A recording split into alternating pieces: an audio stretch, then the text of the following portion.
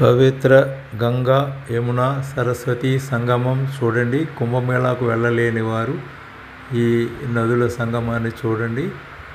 నల్లగా ఉన్నది యమునా నది, తెల్లగా ఉన్నది గంగా నది.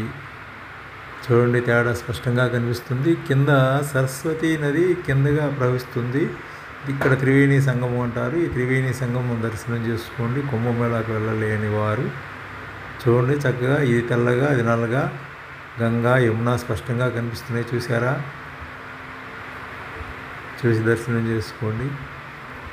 అదిగోండి, తెల్లగా ఉన్నది అంటే లెఫ్ట్ సైడ్ తెల్లగా ఉన్నది గంగా, నల్లగా ఉన్నది యమున. అక్కడ దాకా ఈ పడవళ్ళు తీసుకెళ్ళి చక్కగా అన్నీ చూపిస్తున్నారు.